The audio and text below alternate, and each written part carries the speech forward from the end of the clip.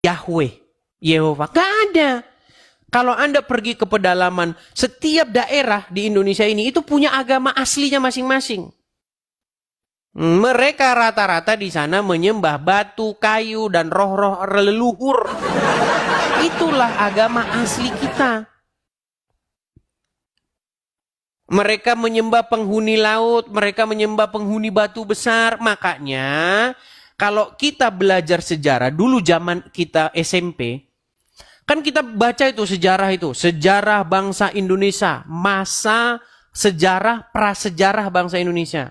Zaman batu, zaman perunggu, ya kan kita lihat itu. Ada peradaban, ada budayanya. Nah, dari situ kita melihat, oh, ada yang namanya sakrofagus, ada yang namanya menhir dolmen. Contoh. Kalau Anda main-main ke Tomok di Sumatera Utara, itu Anda akan menemukan zaman batu di Sumatera Utara. Orang-orang mereka mengubur seseorang itu di dalam batu. Kemudian mereka ukir-ukir itu. Mereka mempunyai satu keyakinan. Keyakinan bukan Kristen keyakinannya. Ada keyakinan asli pada yang di zaman itu. Mereka meyakini bahwa orang setelah mati nanti mengalami perpindahan arwah dan lain sebagainya, perpindahan alam dan seterusnya. Kita temukan menhir, ada dolmen, ada batu besar. Mereka mempersembahkan sesaji di situ. Dulu seperti itu.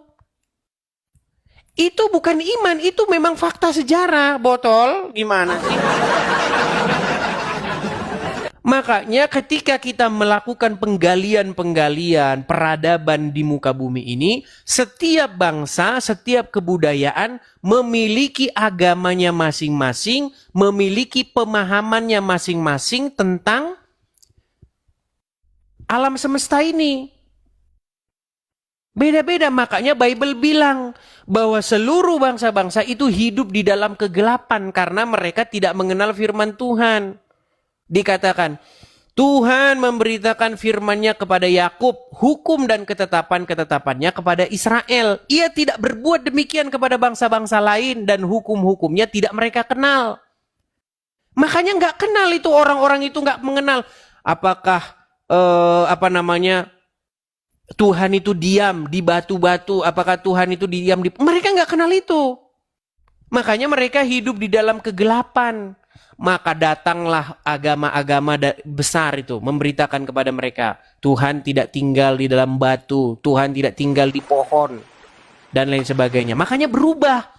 Ditinggalkan agama-agama lama itu. Nah, nabi-nabi zaman dahulu di tengah-tengah bangsa Israel memberitakan Tuhan itu. Nah, Muhammad memberitakan Tuhan yang lain. Gimana sih Anda ini, aduh. Apa Anda pikir Tuhannya orang Sunda asli sebelum masuknya Islam, sebelum masuknya Kristen sama dengan Tuhannya orang di Mesir? Beda. Gitu loh. Dulu sebelum masuk Islam, sebelum masuk Kristen, mereka punya agama masing-masing. Kita nggak usah ngomongin iman, kita ngomongin fakta sejarah gitu. Memang seperti itu ya, beda.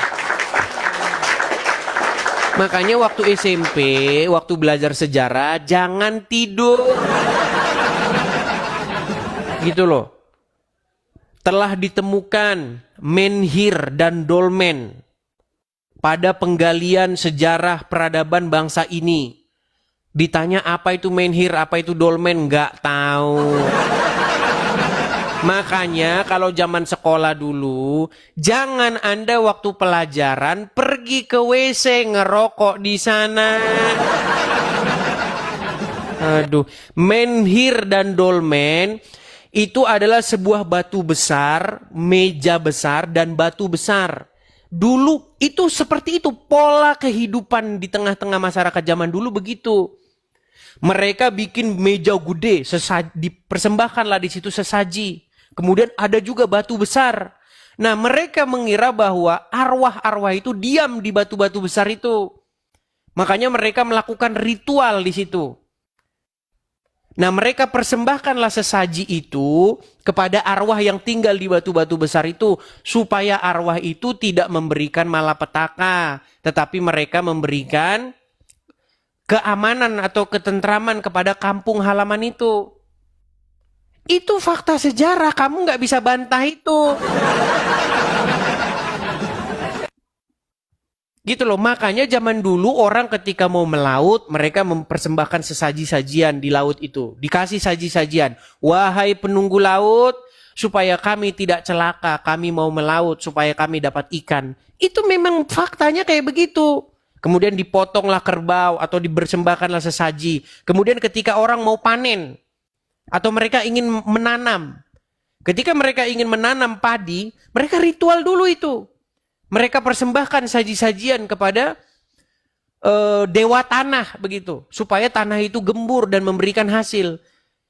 Makanya belajar, kamu belajar. Kamu bilang Tuhan sama. Beda, setiap bangsa, setiap peradaban punya pemahaman masing-masing yang berbeda-beda. Begitu, itu faktanya. Kalau Muslim ditanya, siapa Tuhan di Indonesia pada itu? Allah. Tuhan di Papua, siapa pada waktu itu? Allah. Tuhan di Mesir, Allah. Itu kalau ngomong sama orang Islam, karena akalnya nggak dipakai. Kalau bicara dogma ya begitu. Dogma telah diutus 124.000 nabi ke bangsa-bangsa. Mereka memberitakan tidak ada Tuhan selain Allah. Nah, itu Islam. Makanya kalau kamu belajar agama Islam, Tuhan di pedalaman Afrika sana, Allah. Tuhan di... Anda pergi ke pedalaman Jepang sana, Allah juga. Itu keyakinan yang botol. Aduh, gimana deh. Sedangkan menurut Bible, menurut sejarah juga, kalau Bible saya bilang nanti dibilang iman. Itu kan imanmu, makanya Bible saya singkirkan dulu. Menurut penggalian-penggalian yang dilakukan oleh para sejarawan, ya, ketika kita ingin mengungkap masa lalu peradaban umat manusia, setiap bangsa-bangsa beda-beda sesembahannya. Gitu, di Jepang itu orang menyembah Izanami gitu. Beda-beda, Tuhannya lain-lain. Nanti di Cina juga beda lagi. Di Mesir beda lagi, beda-beda semuanya. Makanya Bible bilang, bangsa-bangsa lain itu tidak mengenal hukum Tuhan itu. Karena Tuhan tidak pernah berfirman kepada mereka. Makanya firman Tuhan diberitakan kepada Israel. Dan melalui orang Israel itulah kemudian firman Tuhan itu diberitakan kepada bangsa-bangsa lain. Begitu.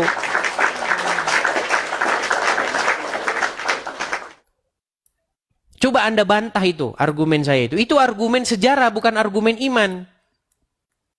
Makanya setelah Yesus datang, maka ada bangsa-bangsa yang tinggal di dalam kegelapan telah mengenal terangnya yang ajaib. Begitu. Nah, setelah Yesus datang, baru Yesus memberitakan kebenaran itu kepada bangsa-bangsa. Supaya bangsa-bangsa yang tinggal di dalam kegelapan itu mengenal kebenaran. Dulu mereka tidak kenal itu. Hukum-hukum yang tentang kebenaran itu. Makanya mereka nggak tahu. Begitu. Ya, silakan. Naik, bantah argumen saya. Jangan Anda bilang, oh, di Muslim, di sini Muslim, mereka nyembah Allah, di sini juga Muslim.